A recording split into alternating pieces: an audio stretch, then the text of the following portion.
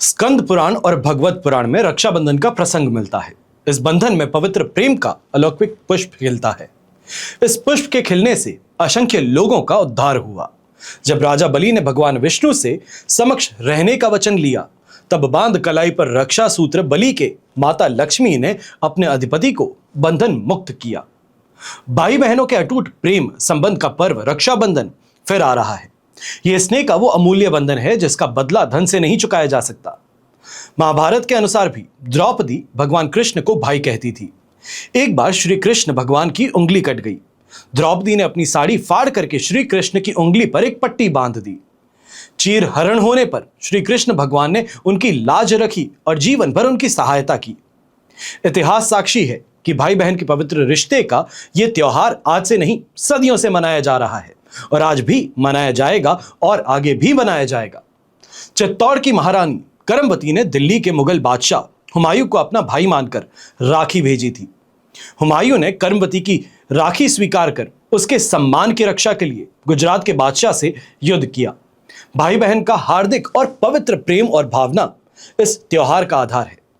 सावन महीने की पूर्णिमा के दिन भद्रा रहित अपहरण काल में रक्षाबंधन का पर्व मनाया जाता है और इस वर्ष 9 अगस्त 2025 को सावन पूर्णिमा है।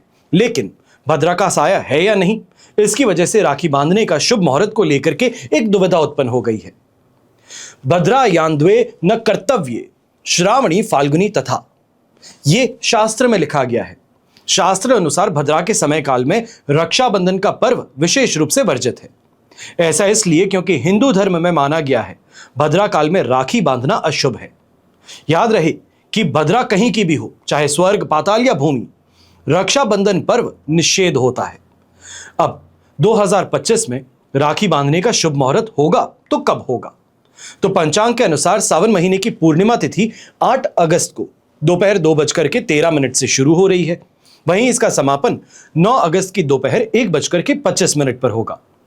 तो 8 अगस्त की पूर्णिमा तिथि की शुरुआत के साथ ही भद्रा शुरू हो रही है और 8 अगस्त 2025 को दोपहर में 2:12 से 9 अगस्त 2025 मध्य रात्रि 1:52 तक रहेगी।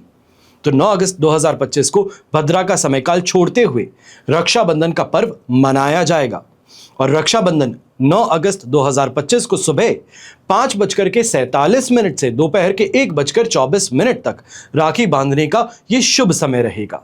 इस समय काल में आपको सर्वार्थ सिद्धि योग, जो कि 9 अगस्त सुबह 5:47 से दोपहर के 2:23 तक आपका साथ निभाएगा। सौभाग्य योग 9 अगस्त की सुबह 5:47 से 10 अगस्त 2025 की मध्य रात्रि 2:23 तक रहेगा और शोभन योग 8 अगस्त दोपहर को 2:13 से शुरू होकर 10 अगस्त को मध्य रात्रि 2:15 तक रहेगा। तो इन शुभ योगों का भी आपको साथ मिलने वाला है। अब ऐसे में राखी बांधते समय आपको कुछ बातों का ध्यान रखना है। सबसे पहले भाई बहन दोनों पवित्र होकर स्नान करने के पश्चात नए कपड़े पहनेंगे। शुभ मुहूर्त में राखी बंधवाते समय सबसे पहले भाई अपने सिर पर कोई रुमाल या फिर कलावा रखेंगे, या ये कहा जाए कि सिर ढक करके रखेंगे। अब हिंदू धर्म में मान्यता है कि खाली सिर से राखी नहीं बंधवानी चाहिए।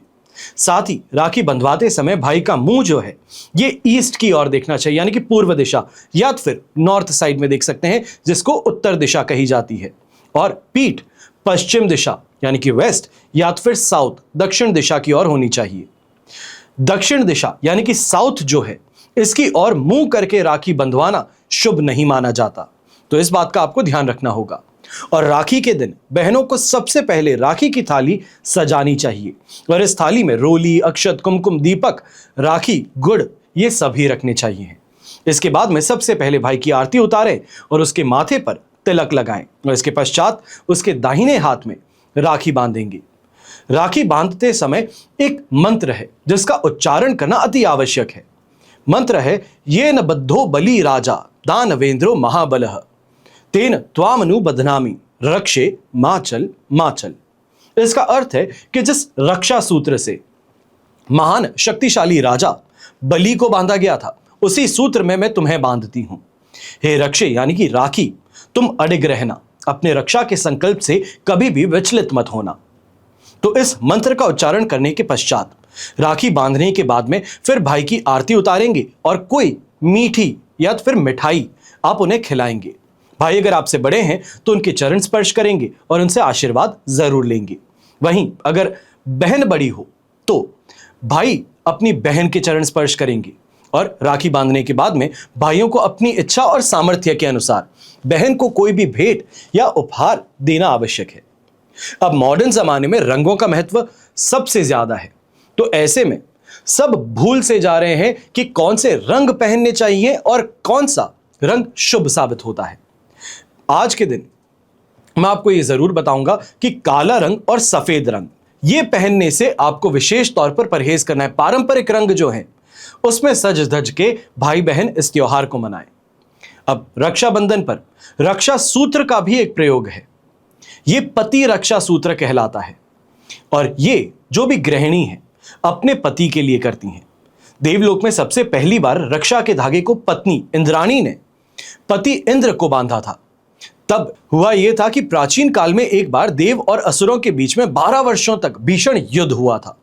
ऋग्वेद में इस युद्ध के बारे में विशेष उल्लेख भी दिया गया है और इसी युद्ध का वैदिक इतिहास में देवासुर संग्राम के नाम से जाना जाता है। इस संग्राम के प्रारंभिक चरणों में देवराज इंद्र की पराजय हुई। देवता कांतिहीन हो गए और इंद्र भी रणभूमि से भाग खड़े हुए और अमरावती नामक तीर्थ में जा छिपे। अपनी पराजय से चिंतित और दानवों के बढ़ते हुए प्रभाव से भयभीत होकर के इंद्र ने देवगुरु बृहस्पति से परामर्श किया। देवगुरु बृहस्पति ने श्रावण पूर्णिमा के दिन रक्षा विधान करने के लिए कहा और इसके लिए उन्होंने इंद्र की धर्मपत्नी यानी कि इंद्राणी को इस विधान के विधि और मंत्र भी बताया।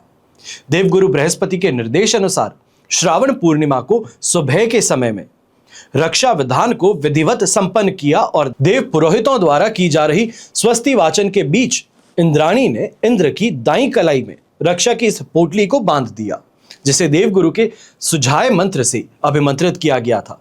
और इसी रक्षा के बूते इंद्र की दानवों से रक्षा भी हुई और उन्होंने उन पर अंततः विजय भी प्राप्त की। अब इस देवासुर संग्राम में देवताओं की ओर से युद्ध करने के लिए धरती से भी कई तेजस्वी राजा गए थे।